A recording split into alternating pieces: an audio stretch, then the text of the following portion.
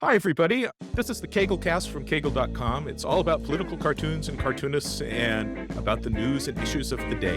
Today, we're going to discuss the top 10 most reprinted cartoons in America from the past week. I'm Daryl Cagle, and I'm here with Brian Fairrington and, uh, and Ed Wexler. Say hello, Ed. Really? And Monte Wolverton. Ed Howdy. and Monte are both brilliant Cagle cartoonists, and you'll see them all the time on Cagle.com. Monte has the number 2 cartoon of the week this week. He is just absolutely great, and Ed is absolutely great too. Fantastic caricaturist. He worked for, 70 years at Disney? It was just incredible. 30. 30. Oh, well, 70, 30. Be sure to subscribe wherever you're watching this podcast and visit CagleCast.com to see all the cartoons. We're going to describe the cartoons and talk about them. In case you're listening on the audio podcast, you can go to our sites and see all the cartoons later that probably drove you crazy because you couldn't see them in the audio podcast. So, gentlemen, this is the number 1 cartoon of the week, and it's by Dave Wamond, a cartoonist who lives in Calgary. He's a Canadian, but we present him as an American cartoonist because if the American editors saw him as a Canadian cartoonist, his cartoons would just be invisible to them. You know, cartoons don't cross borders.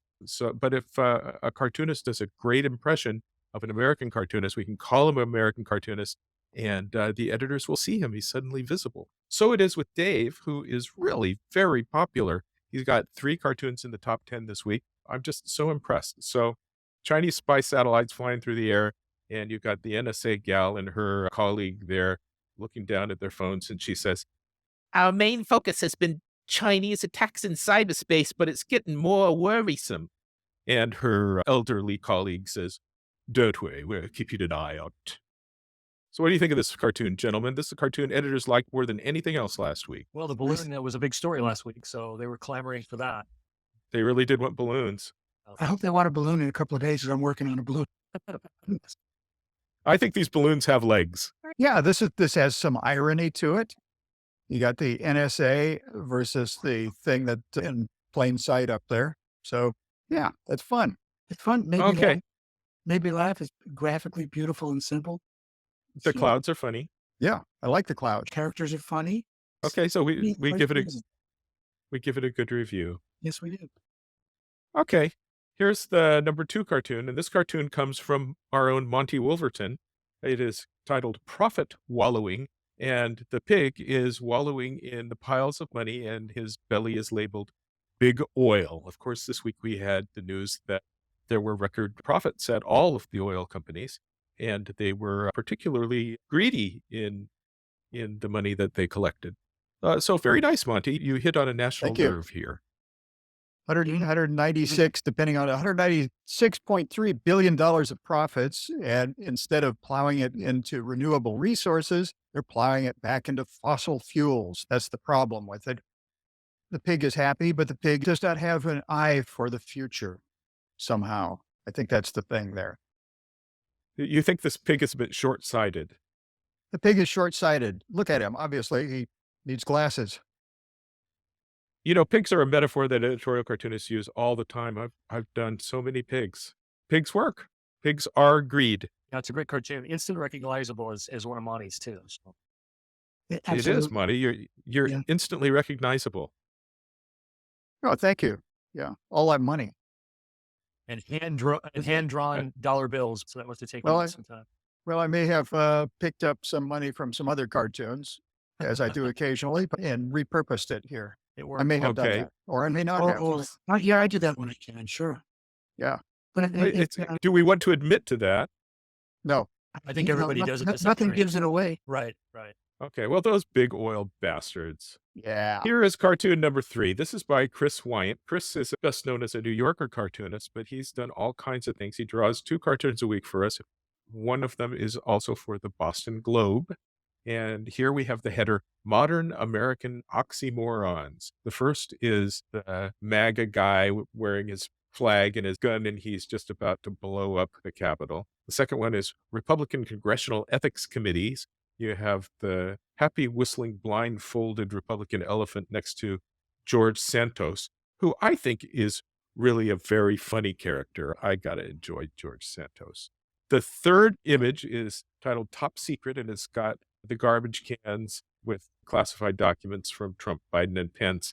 And then the fourth one is police reform with the names of lots of tragic victims of police violence like George Floyd and Tyree Nichols. And these are all the American oxymorons. Um, Surprises me. That's a really hard hitting cartoon in the end. And I'm surprised editors shy away from that. So that's a good thing because it's an issue that needs to be dealt with, but it's good that they didn't shy away from that. It's a smart cartoon. I love it. Yeah, It very is. smart, very smart. It's also a liberal cartoon. The editors tend to avoid those. They want cartoons that express no opinion left or right. So Yeah. it's nice to see a liberal cartoon scoring this well in the top 10. It's a deep indictment of hypocrisy and irony, and it's got that. And yet it's done in a sort of light, innocent style. He always does that. He's great at that. Yep. Lots of air around everything. Easy to read. Mhm. You know what's going on. It is. And these could be difficult tableaus to draw, having the Capitol and blowing it Yeah, up he with doesn't- dynamite. And Doesn't get all bogged down in details. Everything helps. There's nothing there that doesn't help. It's a funny Santos. It's a funny elephant. Yeah. Funny manga guy. it's a great cartoon.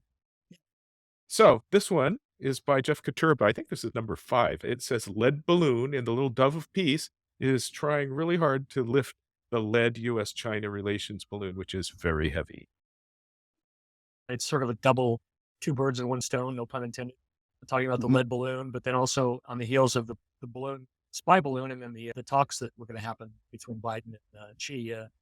So, it's one of those that editors would definitely. This is one of those things, too, that the international cartoonists are always doing. The dove of peace is Right. a thing that they rely on regularly, and that poor bird has suffered in every imaginable kind of torture and form of death. More international for them than us. I was going to say that anytime you can put a tension device in a cartoon like that, it works. Tension. Tension in physics. Okay, here's another cartoonist from Canada who draws like an American cartoonist, and we present him as an American so that his cartoons are visible. This is Guy Parsons. He's got a magician who's on the stage and says, "Ladies and gentlemen, for my next trick, I will attempt to correctly remember my password." Now, I don't think this was tied into anything that happened necessarily this past week. This is just an evergreen cartoon that anybody can relate to. It's not political. Everyone forgets their password. So I don't think this is tied into any particular news story, but I can see why editors would go for it because it's an ongoing, evergreen, forever issue that we'll always deal with. So It's everyone's issue. Definitely. I have all my passwords in a book now.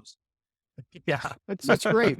It ran in our paper this morning, and as I was reading Show it it to us in your paper. Here, I actually laughed at it. I rarely laugh at, things.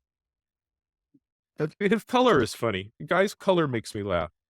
It's funny. Isn't it saying with the color that's football, like the letters just a little bit for me? Yes, I noticed that when Monty showed me the black and white version of the papers running this cartoon. This is the editorial page of the Vancouver Columbian. And as you will notice, there are 2 of Yes. our cartoons in there. we've got just The lead balloon we have, and we have this, which is published in black and white because of some problem they're experiencing with the color units on their press. Do they normally really? print in color? Not recently, but yes, normally. Well, there you go. Very funny. Uh, I like the cartoon. Jeff's cartoon really took over the page in a great way. Commanded the page. Well, they really wanted balloons right now. And big, simple balloons, I think, work. Okay, here's the next one. This is another one by Dave Wamond, and it's the character from the movie Up, the Edward Asner character from the movie Up in his house with all the balloons flying in the air. And he says, "Wait, is that a fighter jet?" Apologies to Up, too. I like that. Yeah. Yeah, that's a Well, great it's a image. Very recognizable, classic movie. The Disney cartoon, Ed. Yeah. It's great. The cluster of multicolor balloons is a great device to have in a cartoon. Beautiful. Did you do any work on that movie? I didn't. I worked on television stuff. Gotcha. We have gotten complaints from editors when cartoons have earth tones or are not bright enough. The editors really like very bright colors. And these are bright without being brassy. It's there's a nice control. That's a nice choice with blue of the sky, but doesn't, it takes its proper place in space for me. I think Apologies to Up is funny too. And that's a great way to let you know which character he's drawing a caricature of, because it's just nicely thumbnailed, it's nicely simple. And it's one of those cartoons that when you read the punchline and you think about the end result of fighter jets shooting this poor helpless old man out of the sky, that's where the belly laugh comes from, that works very well. I always like how Dave darkens the corners of his compositions. Oh, yes. It just helps you.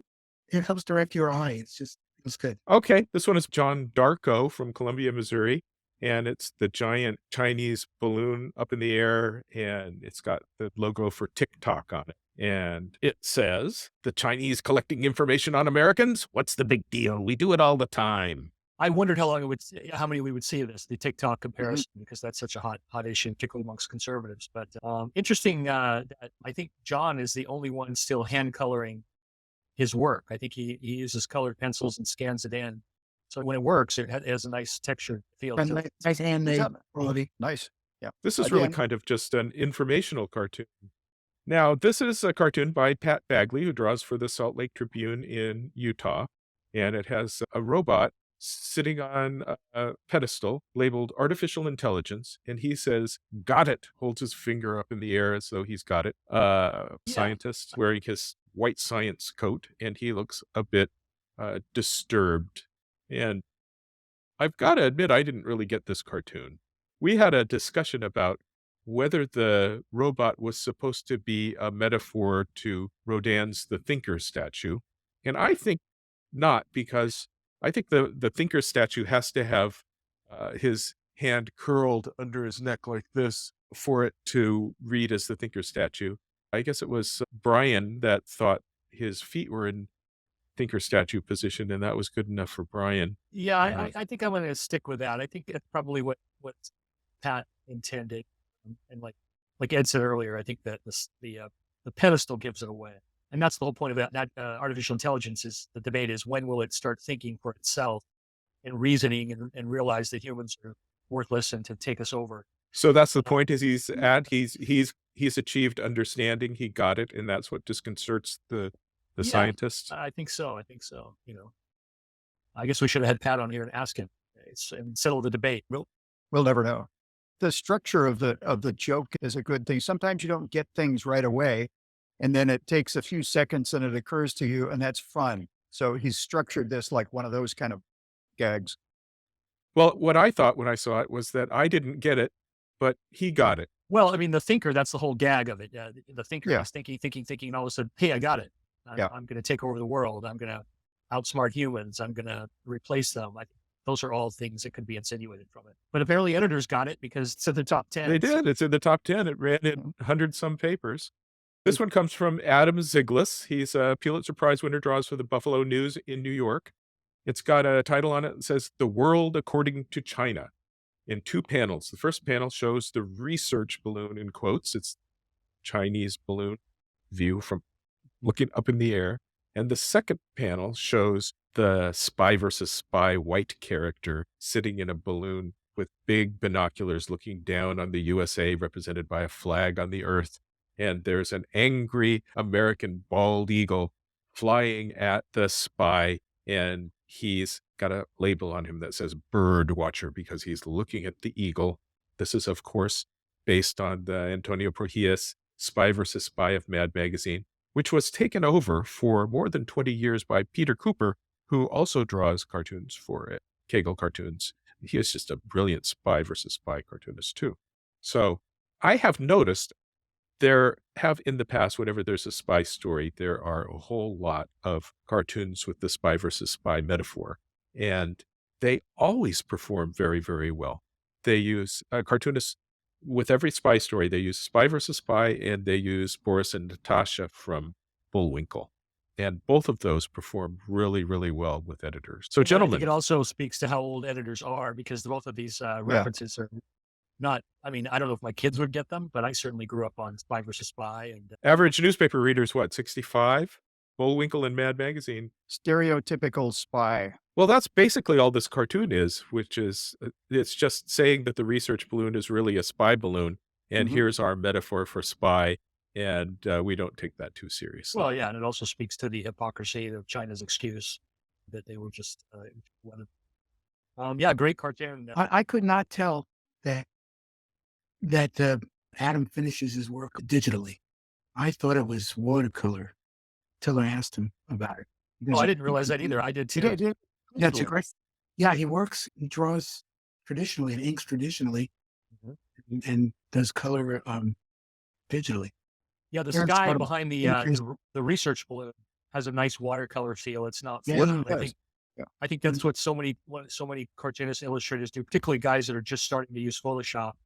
It looks too synthetic. It looks too, and when you achieve this, that's where it really works. It would be hard to do that on paper with watercolor. You'd have to have the right kind of scanner to scan it in to reproduce it. And that becomes problematic. So the fact that he can do that like that, that's why it worked. But yeah, I didn't know that. That's remarkable. Yeah. Just the details of the washes really look like they're washes. Yeah. You notice this little bit way up at the top, right here, where the wash went over his black ink line. I mean, that would fool me. Yeah, Right. yeah, that's the kind of thing that fools me. Yeah. No, it looks good. Looks good.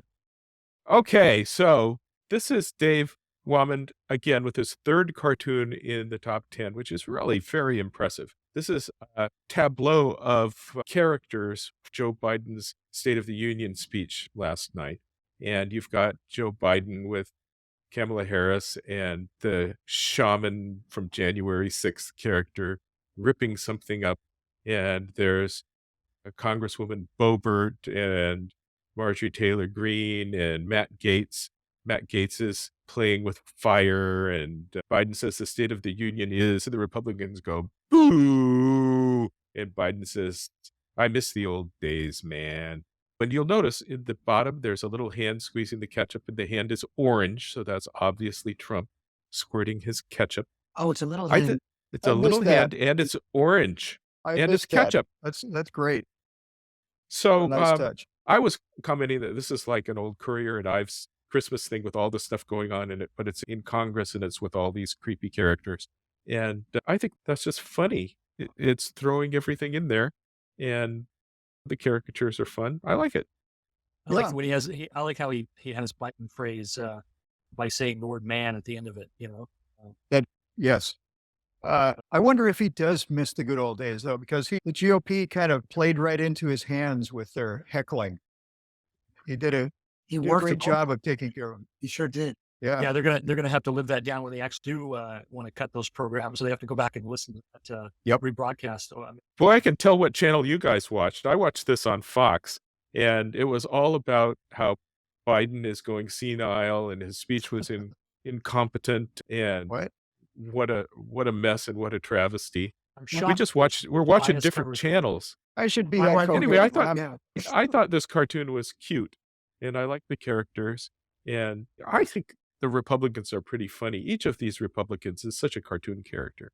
Yes. I even like Boebert. I think that she's kind of nerdy cute, in a Sarah Palin kind of way, and she's funny because she's just so crazy. She's so crazy. She's funny and she's cute. Well, talking about Republican caricatures, the Republicans make such a big deal about Biden's age, but Trump is only 3 years younger. I mean, he's not 30 years younger, and he's arguably far more crazier. But this is a great cartoon with all the characters in it. With Matt down at the bottom, he's a piece of work. This is fun. This just struck me like a Christmas card. And Dave does Christmas cards. He does everything. He draws 2 comic strips. He does puzzles and cards and editorial cartoons. It's crazy how much he does. Very impressed with Dave. Me too. This is cartoon number 10, gentlemen. I think we've finished. Do you have any more comments on anything, on the cartoons, on the week, on your politics, on our dying profession? The holiday cartoons are always the popular choices, and we've got Valentine's Day coming up next week. So we all done with last words. That's the end of our podcast. Remember to subscribe. Visit CagleCast.com in order to see all the podcasts. Visit Cagle.com to see all of the cartoons. Be sure to come back next week for our next top 10, and you'll be introduced to more of the top cartoonists. And thank you very much, everybody. Thanks, Daryl. Thank you. You're welcome. Thanks, guys. It was fun.